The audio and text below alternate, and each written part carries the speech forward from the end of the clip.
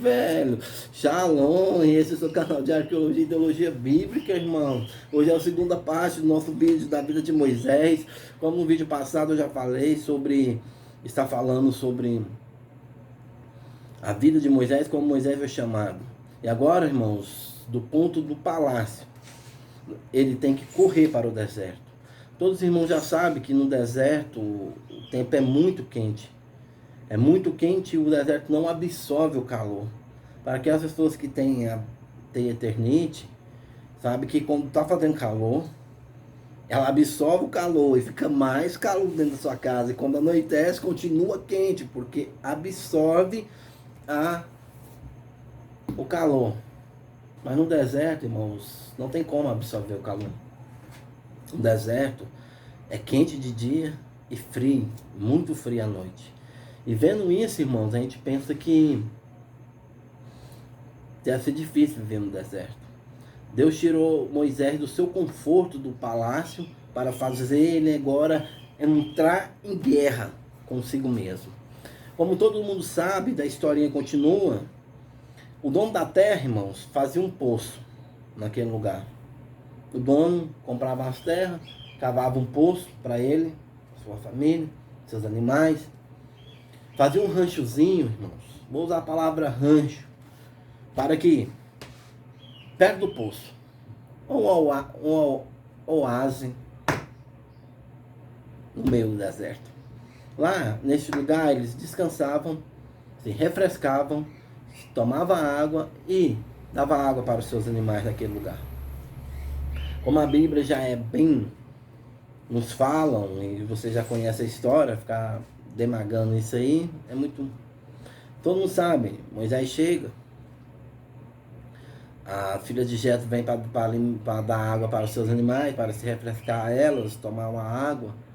Homens vêm, tentam tomar a água, tenta passar. Moisés se protege como um agradecimento. A filha de Jetro leva Moisés até a sua casa e conta toda a história para o seu futuro sogro.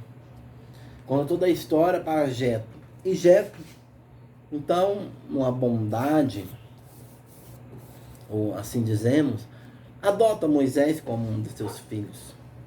Moisés, então, sai do palácio, passa pelo deserto, vai para a casa de Jetro e agora vai ser pastor de ovelha. Agora, para aqueles que gostam da cultura judaica, gregas, cultura que nos traz a direção da santa palavra. Hoje eu estou com a Deik.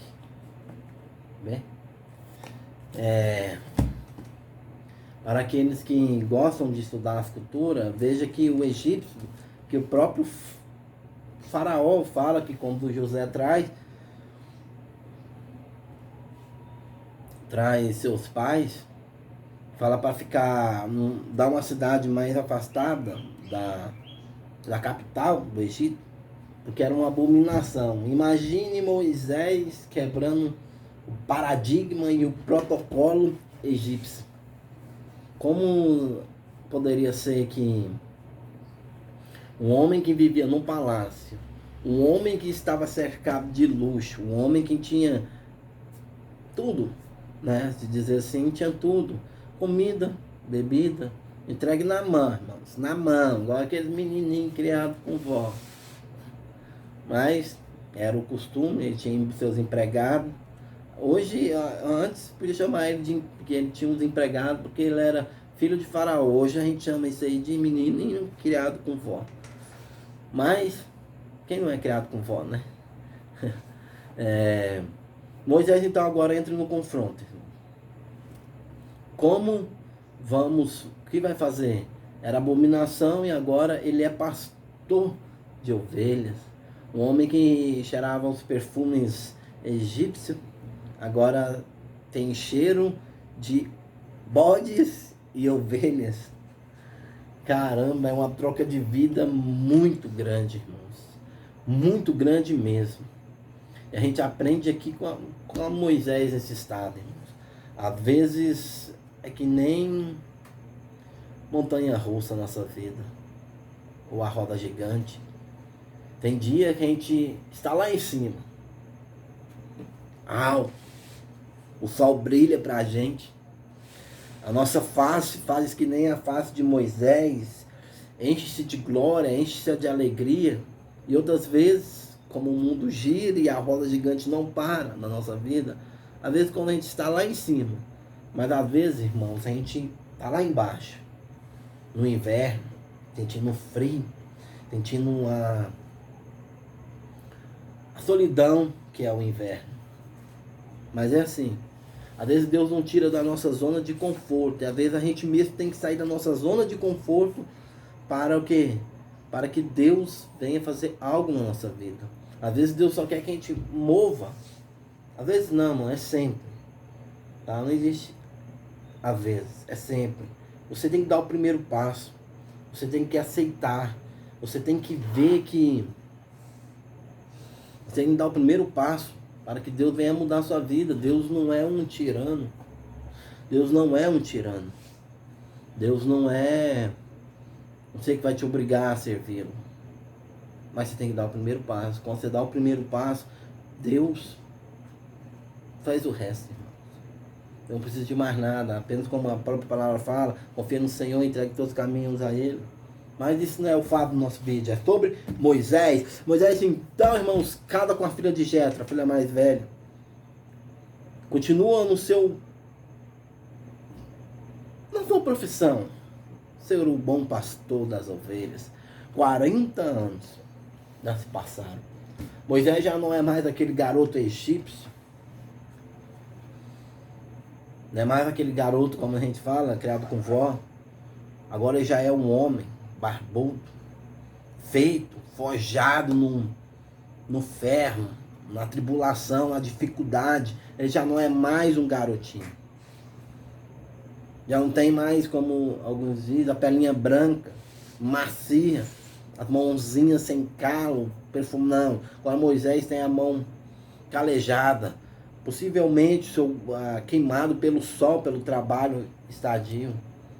Olheiras, porque possivelmente quase não dormia por causa da profissão.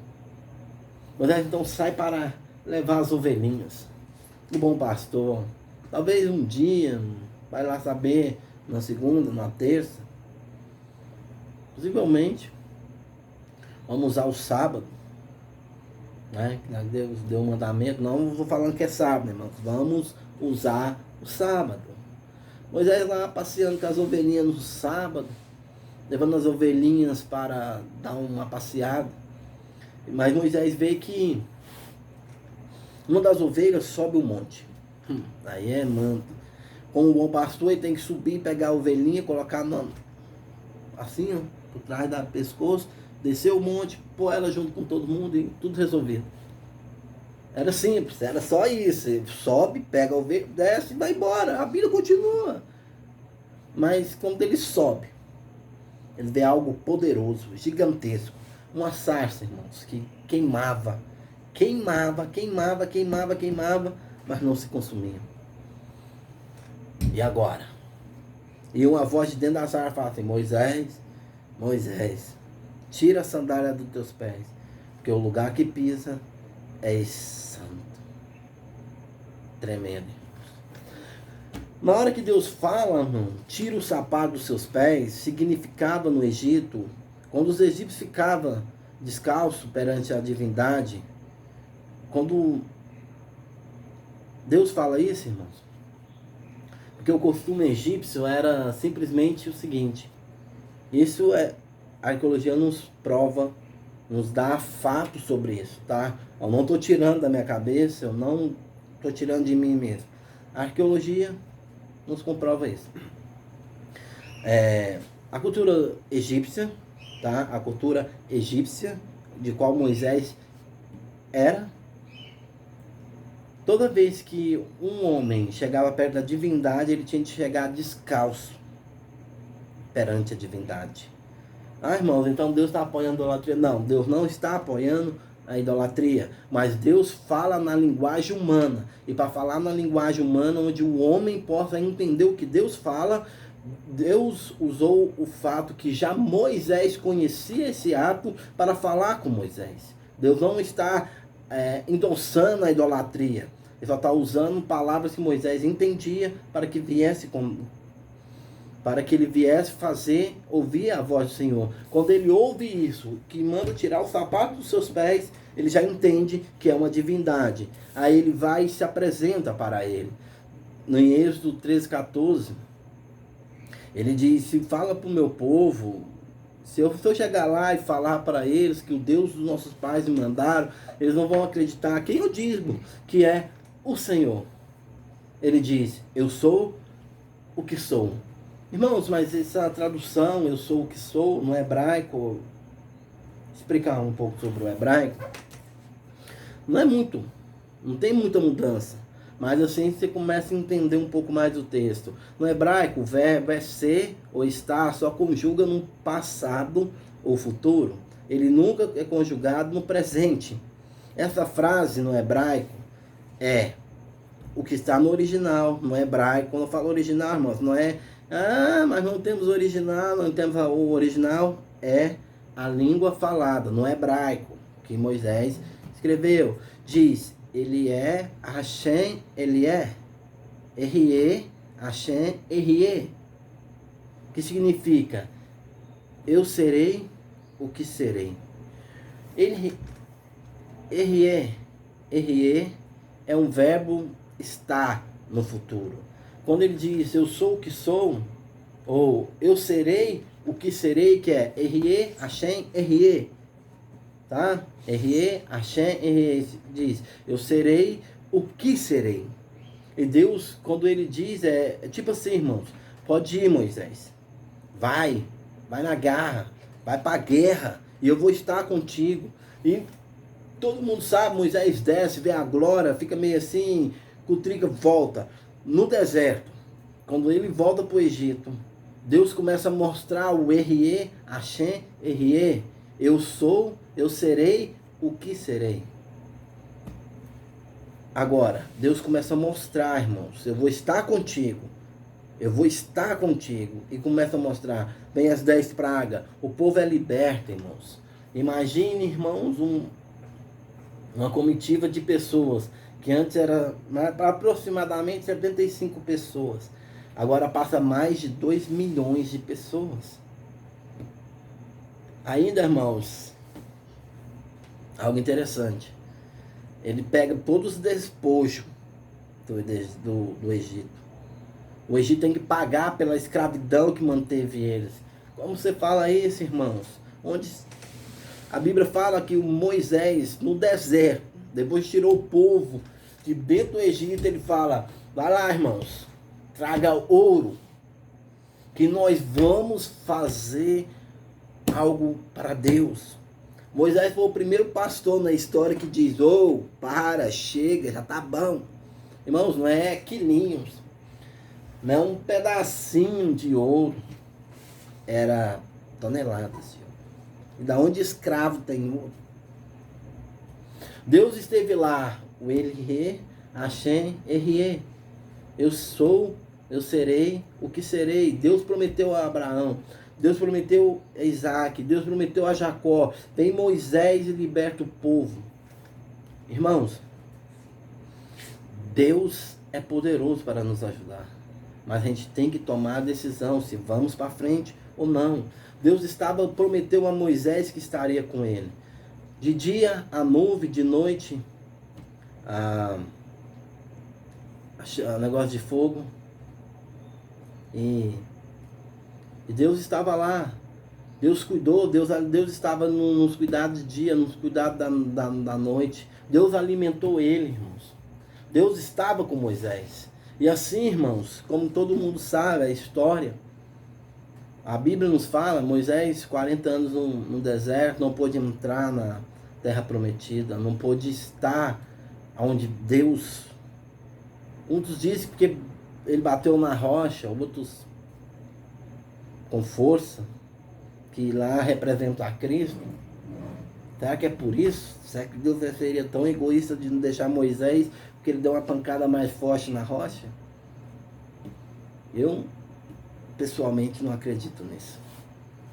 Porque o homem tinha intimidade, irmãos. O homem que chega a falar assim: não, Deus, se você mata esse povo, se você não for conosco, eu não saio daqui. Eu prefiro ficar aqui. Se o senhor não for na frente, eu não vou estar aqui. Ou seja, se você fazer isso com esse, arranca meu nome do livro da vida. O homem tinha intimidade, irmãos. O homem era o homem que representa a lei até hoje em Israel. Irmãos, eu agradeço por estar aqui falando sobre a vida de Moisés. Espero que tenha trazido um crescimento sobre as vossas vidas. Espero que esses 2 vídeos que fazemos sobre a vida de Moisés e falamos um pouco mais sobre Moisés, eu espero que venha acrescentar no seu ministério, que venha acrescentar para a sua vida. Eu espero que Deus faça um milagre como fez na vida de Moisés, na sua vida. Eu espero que Deus abençoe vocês e ficamos até o próximo